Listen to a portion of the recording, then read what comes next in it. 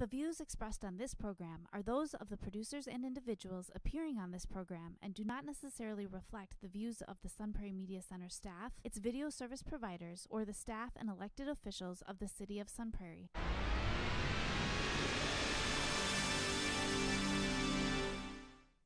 Hello and welcome to Real Reviews. My name is Jamison Rabbitt, and this week I'm so happy to be joined once again by our good friend Steve Sabatke. Welcome back, sir. Thank you very much. This is twice in a 2-week span. Yeah, I know. Wasn't I just here not too long ago? You were. Wow. We were talking about Belfast and some good movies. Yeah, so ready to do it again. Here we are. Let's get after it. This week, we have a couple movies on the marquee to talk about. I'm going to get us started with what we have first. We have the newest film from Disney. It is Encanto. This is Disney's 60th animated film. Kind of a big deal here.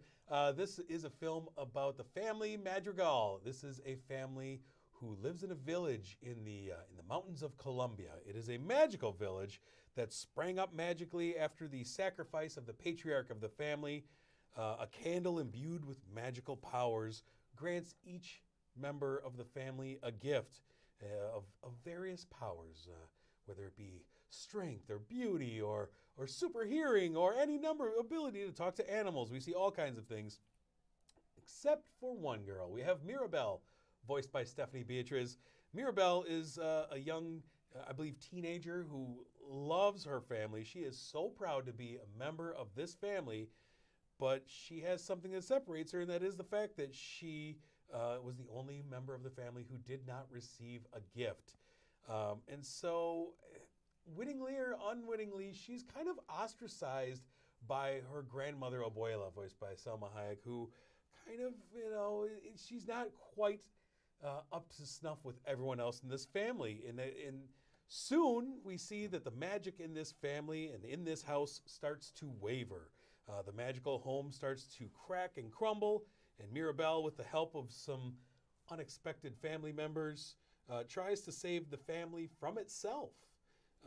And it's a movie about family, about how misunderstandings can breed amongst family. And one of the things that I really like about this is there's no real villain to the story. Because in real life, we don't all have villains. It's misunderstandings, and it's people who are the closest to you that can hurt you the most. That's right. And that's really true. And often unknowingly, people who you love the most can hurt you the most. And so it felt like it was very true to real life in that manner. Yeah, I mean, there's not a lot to dislike about this movie. But what I liked about it was, you mentioned the theme of family. And the message of it's not what you do that counts, it's who you are. Yeah. The movie is visually stunning. There's a lot of colors. There's a lot about the culture, the Colombian culture. You mentioned there's no villain. I thought that was a really nice change of pace. There's no funny sidekick. I thought that was great too. I thought when we started getting talking animals, I was like, oh boy, one of these is going to be wacky. There's one part in the movie where you see, I think, a bird that follows Mirabelle around, but then he disappears. I like the fact that the lead character, Mirabelle, wears glasses. Sure. I thought that was great. I liked the John Leguizamo character of Uncle Bruno. Yeah. The mysterious Uncle Bruno. Songs are by Lin-Manuel Miranda. Yeah, you can tell that. Yeah, you could. Of course, he's having a year. This is quite a year for him. They were catchy, although I could have done maybe one less tune. I think there's a total of 8 songs in this. Yeah. So that got to be maybe a little much. But, I mean, the only criticism I have, and it's a minor one, I hate to even bring it up, is that, I thought the plot did get a little fuzzy for me. I didn't quite understand where the magic came from that this family had. The grandfather sacrificed himself, and then magic happened. Is that what it was? Okay. I mean, it was really... I didn't get that. It was really hazy in a flashback. I enjoyed the movie. I thought that like the last 15 minutes it kind of came off the rails for me. Oh, really? I was enjoying it, and then towards the end, it felt like it got a little too cute, too quick of how we're going to fix everything. I don't know. I was enjoying the story, and then when the family started to show cracks and we have to have a resolution and we bring in the villagers and everything, it was all pretty like and then there's that. And I don't know. I was hoping for a little more. I mean, it's nitpicking, but enjoyable. I love the voice cast. I love the fact that Disney is really, really forcing itself to show different representation of different cultures. Yeah. Mm-hmm. That's always been a knock on Disney. And over years, they've made a concerted effort to say, yeah, let's show other cultures. And I appreciate that. I thought the music was great. It looked great. One little scary moment, I think, when Uncle Bruno shows up. My daughter was a little freaked out by it. And there's a lot of flashing lights. Mm-hmm. And it gets dark for a few minutes. So, if you're bringing the kids, you just know that. But How old's your daughter? She's 8. 8. So did she like this? She loved it. Okay. Yeah. She really enjoyed it. She was very much looking forward to this. She was harassing me for several days. When are we going to go see it? When are we going to go see it? And it paid off, so that's good. Yeah, I mean, when my daughter was younger, we went to every Disney movie that came out, and I think, had she been younger when this came out, and I took her to it, she would have loved it. Yeah. But and you mentioned this is the 60th animated feature. Very first movie I saw in a theater when I was a kid was Pinocchio. Really? Yeah, many, many years ago. I went to the Late Show to see this thinking, I'm going to be the only one here. Yeah. Much to my surprise, there were about 20, 25 other adults in the theater, no kids, some that were older than me. And I think that points to the attraction that these Disney movies still have on people of all ages. You don't have to have a candle. I mean, I was a little surprised at that. I love that you say that Pinocchio was your first movie because the first movie I ever saw in a theater was Sleeping Beauty. Was it really? It was the very first movie that when I was 3 that my mom took me to. I vividly remember it being like, wow, this is amazing. And then we went right into Star Wars. But yeah, Disney movies hold a special kind of magic. What did you end up giving Encanto? I gave it 4 stars. I mean, it's not one of the best Disney animated features, but I think if you're looking for a good movie to take the whole family to during the holidays, you can't go wrong with this one. Plus, as a bonus, there's a very touching short animated film that comes before really it. It might evoke a few tears. You're absolutely right. Yeah, it might. I agree with you. I give it 4 stars as well. Really enjoyable. It's worth your time. Go take the family, check it out. It's definitely worth it. And it's only in theaters, not streaming on Disney Plus, so got to go to the theater to check this one out. Yeah, and late breaking news, the National Board of Review today released their best films for 2021, and for best animated feature, it was this one. There you go. So no arguments here. There you go. Let's move on to what we have. What else we have on the marquee, sir? What do you have for us? All right. Well, we're going to go from the Madrigal family to the Gucci family and House of Gucci, directed by Ridley Scott. His second feature to come out this year, the other one being The Last Duel.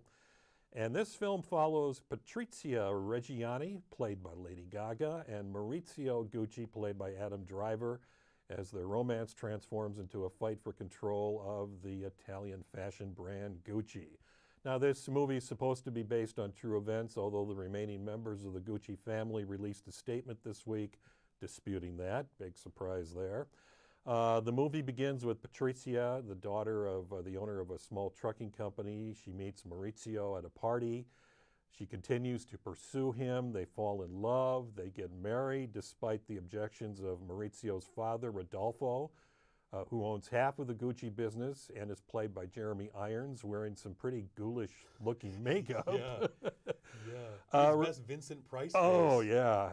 Rodolfo ends up disowning Maurizio as a result of this marriage. But that doesn't stop Patrizia. She finds a way to get her husband back into the good graces of the family and in the business through Maurizio's uncle, Aldo, played by Al Pacino, 81-year-old Al Pacino. He plays Aldo, who owns the other half of the fashion empire. He has a son, Paulo, who is played by an unrecognizable Jared Leto, who wants to be a fashion designer, even though he clearly doesn't have any talent for it. So this story follows Patricia's schemes to get a reluctant Maurizio to eventually become the head of the company. Maurizio eventually ends up deciding that he's tired of his wife's influence on himself and the company, so he has an affair. He asks for a divorce, and Patrizia plots revenge with the help of a television psychic played by Salma Hayek, who, how's this for a touch of irony? She's actually married in real life to the CEO of the company that now controls the Gucci brand. Yeah, I saw that. That's pretty great. So, after I saw this, I came up with a list of adjectives to describe this movie. Over the top, campy, excessive, cartoonish, loud, funny. I mean, there are some funny moments. There are. Some intentional, some not. To me, it was like watching a bad car accident. You know, you shouldn't stare at it, but you just can't stop watching it. And it's a movie that I just can't decide whether it's this serious drama about this family and all the dealings that are going on within it, or a soap opera like the TV show Dynasty. I think you're exactly right. This was a strange film for me. It felt like a bloated script to me. It's 2 hours and 37 minutes. Yeah, it is. And I felt the 2 hours and 37 minutes. I didn't know much about these events coming into the movie. I didn't either. A film that's inspired by actual events. But it didn't keep me fully engaged for that runtime. I thought that the first maybe hour of it I was really into as we were building to something. But the longer it went, the less I kind of cared about it. It felt like they were spinning their tires with this story about greedy, selfish, terrible people doing greedy, selfish, terrible things to other greedy, selfish, terrible people. And I don't know. The tone of the film was all over the place. You're exactly right with your list of adjectives. At some points, there were some serious things going on. And as it was being told, it felt like it was being told as though it were a prestige picture. We've got serious events. Oftentimes, that was punctuated by a big operatic score in the background to let you know this is some serious moments. Yep. But then you have, it almost felt farcical at moments, and then you've got like 80s pop songs going on, and it felt like everyone in this cast got a moment to go over the top with a performance. Everyone gets a chance to just go, Al Pacino, do your Al Pacino thing. Lady Gaga, really the only one. Adam Driver kind of played a robot. Yeah, he wasn't too compelling in this. Yeah, and I really like him, but he was very robotic in this film. Well, I mean, I don't know how you feel, but can we all agree on this? I think Lady Gaga is a bona fide movie star. That is in my notes that she is a genuine movie star. I mean, when she was on the screen, I found this movie to be very watchable, very compelling. And that's probably why I started to lose interest, because she gets faded from the story. Yeah, I mean, there's been some criticism online about her accent. You know, Sure. Some said they compared it to Natasha from Rocky and Bullwinkle. That didn't bother me. I mean, when she's not on the screen, the movie really lost some gas. Yeah. I mean, there's a lot of meetings and documents and Yeah, takeovers, and just like Just a lot of I didn't care about that. talk about just board meetings that I Yeah, don't care. I mean, I think she will be nominated for Best Actress for another Oscar. I don't think she'll win. Yeah. But I'm going to bring up something else, and people, if they hear this, will probably gasp. But this kind of reminded me a little bit of The Godfather. Okay. All right, which is my favorite movie. It's obviously not as good as The Godfather. Okay, good. But you got story. This is a story of members of a family doing whatever they can to gain power. Maurizio is reluctant at first to get involved in the family business, which is kind of like, Michael Corleone in the beginnings. And there's this scene where Al Pacino comes home after serving time in prison for tax evasion. His son Paolo tells him that he played a role in it. We'll get into all the mechanics of that, but Al Pacino gives Paolo this huge It was very hug, much. and it reminded me of that I will famous say- hug that Michael gave Fredo in the "I Know It Was You" scene in Godfather I thought that 2. exact thing. And That's he's the like, "You're an first idiot. thing that You're I my thought idiot." of. I went, oh my God. And it was Pacino, and I went, this is just like that hug. And, this is familiar territory for Ridley Scott. 4 years ago, he did this movie called All the Money in the World, which was about the 1973 kidnapping of the grandson of It was a J. really enjoyable movie. Yeah, that was a good It one. had an amazing backstory. It's about the kidnapping of the grandson of J. Paul Getty and his refusal to pay the ransom to get his grandson back. It was a movie where the headlines over it was because of Kevin Spacey being... They shot the film and They had to shot the reshoot film. the film. All those allegations came out about Kevin Spacey, and then they had to replace him with Christopher Plummer. Yeah. it's a much better film Yeah. than this one. I agree. Yeah. I agree. Yeah, I mean, Jared Leto doing his Jared Leto thing. I enjoy that. I know, but do you think Paulo Gucci actually sounded like that and acted like that? Here's the thing. There's a lot of money on the screen, right? But as they tell you in this movie, you can't put a price tag on art. And I felt like I could see where the money was on the screen with all these actors, and they look beautiful, and the authentic clothes and the music that they licensed. But a lot of times I was left checking my watch. Yeah. And so that's a little tough. For a Ridley Scott film, it's a mediocre effort. He's a great filmmaker. This is a middle effort for Ridley Scott to me. What did you end up giving House of Gucci? Well, now that I'm talking about it, I'm thinking maybe I gave it a little bit too high of a score. I went with 3.5 stars. Okay. I mean, like I said before, when Lady Gaga's in it, I think it's pretty good. When she's not in it, it's not that great. And this is only I think it's only her second film role. Yeah. I just can't wait to see what more she does in the future. Yeah, I gave it 3 out of 5. There's enjoyable parts in here. It's beautiful to look at. Lady Gaga's worth it. It's not the huge picture I was expecting. Right. Coming out. So, let's move on to our streaming spotlight, sir, where we go to Disney Plus for a massive venture. It is the Beatles Get Back, directed by Peter Jackson, who was using footage originally shot by Michael Lindsay Hogg back in 1969. As he shot the documentary that would go on to become the film Let It Be, which came out the following year. This is a 3-part, 8-hour documentary using footage originally shot in January of '69 as the Beatles got together to record.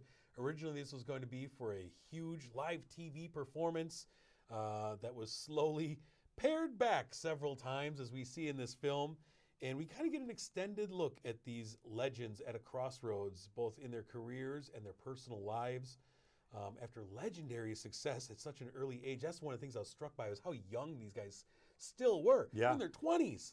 It's like, you've lived a life. They've grown a bit weary, especially of performing live. That was another thing that came out. Like, none of them were really wanting to get out in front of a live audience. It had been a while, and when the talk was, we'll put you in front of a live audience, hey, we can go to Libya. And they're like, I'm good. Yeah, that wasn't their idea. I'm not doing that. And it's a film where we get to see the band dynamics, how genius kind of manifests itself in so many different ways. The individual personalities. You're hanging with the Beatles for 8 hours. Their individual personalities start to come out. You have, of course, Paul and John kind of pushing and pulling each other. You see how goofy John Lennon was. George sitting there kind of quietly stewing a lot of the times, just trying to, he was at a real crossroads in his life. And then Ringo, for my money, being the most chill guy ever. Man, if we could all have a little more Ringo in our lives. What a team player. God, and everything is going around, and he sits there with the most blank stare on his face. Half the time he's asleep at the kit while things are being, he's like, just tell me when to drum, guys. Whatever. Like, it's pretty great, and one of the best things is you get to see the genius at work as like Paul McCartney slowly works out the music and lyrics to iconic songs like Get Back and Let It Be, and how he and John work together. And I was fully mesmerized by this documentary. I couldn't wait for the next episode to come out each day. I felt like I was hanging out with the coolest kids and I'm just hanging in the room. I felt like one of those hangers-on that was in the room with them.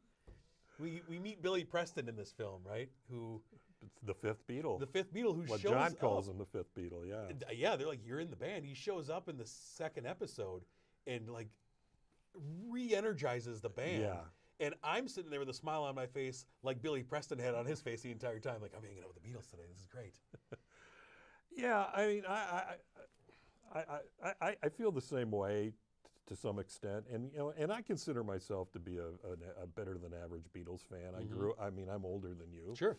I grew up listening to them. I grew up with them as well. Yeah, but secondhand, yeah. The very first album I owned was a Beatles album. I remember watching the Beatles cartoon show on Saturday mornings. I don't know if you remember that. I have seen it, but no. Yeah, I mean, they're my favorite band. So when I heard that Peter Jackson was doing this, I was really looking forward to it. And I have to say, I wasn't disappointed. I mean, it's an extraordinary piece of work. Although I got to be honest and admit that there were times during the series where it did test my patience. Well, you know what? You're Yeah. going to have boring moments when you're I just sitting know. around in a room with friends. I know. Yeah, no, there are moments in there know. where it kind of... I mean, and I get that. I mean, for example, there's a part in part 2, which is the longest part. I think it's like 3 hours long. There's a scene where there's this long conversation about where they're going to hold the concert, which you mentioned they're not excited about doing at all. Yeah. And there were some moments like that where my attention started to wander. And I get it. I mean, Peter Jackson wanted this to be a very detailed, day-to-day, intimate look at what this band did for those 28, 30 days in that month, January. And for the most part, he does let the footage, which, by the way, looks great, sounds great. I guess he uses some different kind of technology he to took it down to revitalize that studio in New Zealand, the Yeah. Lord of the Rings studio, and just cleaned everything up. Yeah, it looks great, sounds great, even for my cruddy TV. I mean, he lets the footage tell the story. I read where his favorite version of this, like the director's cut, is 18 hours long. The thing is, it feels unmanipulated as opposed to Let It Be, which felt like they were trying to tell a narrative. Did you and see Let It show, Be? I have. Oh, you have? Yes. Okay, I have not seen that. And it shows how the dour moments, and it shows a narrative of just how miserable they were, and it makes you think, oh, these guys were just miserable sitting around. And that's what I always thought. And you see it here, and it's like, no, there were moments, but you see the ups and downs, the happy moments, the quiet moments, the philosophical moments. Yes, you see the classic moment of George Harrison quitting the Beatles. Yep. But what Let It Be did, and that was only an hour and a half long as opposed to 8 hours, they have footage of Paul McCartney creating amazing songs on the piano while other people are talking, and that wasn't shown in that film. Like those moments, I was just amazed as he's just noodling around, and him and John are just kind of creating fake lyrics for a song, and you see that these guys were just. It was more of the sibling rivalry coming home to roost after all these years, and George saying, I've got 10 albums worth of songs in my head, and you guys only let me get one out every few years, And I thought that one of the other people in this film who kind of got a more justification in the narrative was Yoko, who has always been blamed as being the person who broke up the Beatles. That's the easy narrative. Oh, Yoko broke up the Beatles. And you see and hear, at least in this film, that her and John weren't like separate from the rest of the group, that they were interacting, and that there were already huge cracks in the foundation of that group by this point. And they broke up shortly after this comes out. But I thought that was it gave her more of a fair look. Especially we hear a secret conversation between John and Paul where the flower pot microphone? Yeah. Yeah. And we hear this has been going on for a while. Yeah. The two leaders, the big brothers, have been at odds for a while. And it is that kind of sibling rivalry. Well, I think there was some part, I think in part 1, where Paul was even commenting about Yoko being the one to blame, and I think he was talking about disputing that as well. Yeah. But there were a number of small moments during the series that really stuck with me. I mean, there's scenes of the band reading newspaper and fan magazine articles about themselves and reacting to it. How about their love of music, just playing all these songs all from the other old artists. songs. I mean, you see a scene of Linda Eastman, who would become Linda McCartney, having what looks to be a nice conversation with Yoko. Yeah. I didn't know that Paul originally wrote "Get Back" as a protest song to an anti-immigration movement that was going on. The first lyrics are very much that. In the UK at the time. Didn't know that at all. The one moment that just, to me, was comical and priceless was when they were doing the rooftop concert. Oh my gosh, yes. Which, by the way, you get to see all 42 minutes of it, and it's great. You got the British police officers constables out there trying who come into Apple Records in the office there and say, "Hey, you gotta stop this. We've got 30 complaints for disturbing the peace about the noise," and the camera just has a close-up shot of the faces of these British police officers who are standing there. I love the receptionist doing the great job of double talking them. Oh, I don't know. I'll have to see if I can find someone. doing an amazing job of trying to delay them. Like, if I can just keep double talking them till the concert's over. Yeah, and then they do the interviews of people on the street while the rooftop show's going on. And Those are great. They go to one old guy and they say, "Would you let your daughter marry one of the Beatles?" And he said, "Of course." And they go, "Why?" Because they got money. He's loaded. Yeah, but you know, you mentioned Ringo. I mean, he's waiting patiently behind the drum kit, and I don't think I heard Ringo say anything negative during the entire series. No, nothing. No, not at all. No. And you'd see moments where Linda and Yoko and everyone were talking about, like, I love Ringo. Ringo's so great. Like, yeah. He is great. Because he is. He's just sitting around chatting, you know, while the guys are having their issues. And I thought George stood out in this series. I was really drawn in by George. Yeah. And you just, I don't know. I loved it. I loved the boring conversations. I love the running jokes of, before each song, John mocking himself. And now your hosts, the Rolling Stones. Yeah. Like, I mean, it's not your. My wife started watching it with me, and because she likes some of the Beatles songs, and we weren't even into it for a half hour when she was off doing something else. Yeah. I mean, this is not your typical talking head documentary. Yeah, if you're not a Beatles fan, I don't know that this is going to I mean, there's no present day Paul, Ringo, or Yoko that talking about what happened that day. Maybe that's something that Jackson will do for the DVD when it comes out, if it comes out. So I don't know if this is going to be appealing to the casual Beatles fan or the non-fan. I think it's pretty great. I mean, like I said before, there were some moments that I was checking my watch a little bit. But, you know, it's Peter Jackson, and I wasn't expecting anything less from him. So. And I love George Martin coming in. Boy, that guy, if I could be that guy, just coming in looking suave and debonair, like, just tell me what you need. But if this series ends up not winning any awards, it should at the very least get an award for most cigarettes smoked. Holy cow, buddy. I was starting to Jones for a cigarette. I haven't had one in a while. Man. I mean, it is constant. Ooh. Everybody is smoking. It's all the time. Non-stop. I mean, I was coughing at times while watching this. I could smell the air around me. How could you, and these guys are recording these songs and playing the instruments and singing. How do you do that in a smoky, small recording studio? I didn't. Yeah. I thought that was pretty amazing. That got me. All right, what do you end up giving the Beatles Get Back? I gave it 4.5 stars. I mean, I'm glad Peter Jackson did it. I'm glad that I was around to watch it. I probably will never watch it again. Oh, maybe I will, but I thought it was pretty great. Yeah, I agree. I give it 4.5 as well. I really enjoyed it. I enjoyed, you know, I never saw John Lennon. He was murdered when I was a small child. Yeah. But my mom talked about him all the time. And so just getting to sit there and watch John Lennon be John Lennon had me sucked in all the way. I enjoyed this a lot. So. Do you have a copy of Let It Be? No, I've watched it streaming on a bootleg. Okay, because I was going to say, you can't find that anywhere. Went to that dark web and found one. Yeah, okay. Yeah. All right, let's move ahead, sir. What we have coming out, coming soon, the week of December 10th, we have a few films. First up, that week is West Side Story, Steven Spielberg's rendition of the classic musical. We also have Being the Ricardos. Aaron Sorkin wrote and directed Nicole Kidman, Javier Bardem as Lucy and Desi Arnaz during some tumultuous times in their careers and marriage. We also have Swan Song over on Hulu, Mahershala Ali in a sci-fi drama about a man suffering from a terminal illness. And lastly, The Unforgivable on Netflix, Sandra Bullock as a woman released from prison into a society that does not want to forgive her. Before we move further, though, we want to thank our sponsor, Marcus Theaters, the Palace here in Sun Prairie. Thank you for sponsoring this program. We always appreciate it.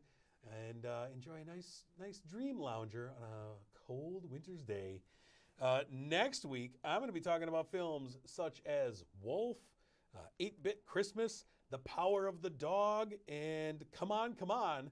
That's all going to be happening next week. Before we leave, though, sir, thank you again for joining me. Hey, thank you, and happy holidays to you and everybody that's out there watching. I really enjoy doing this. And we've got a lot of great films coming this month. Oh, yeah. Continue tuning in for all of this. But until next week, I'm Jamison. And I'm Steve. Thanks for watching.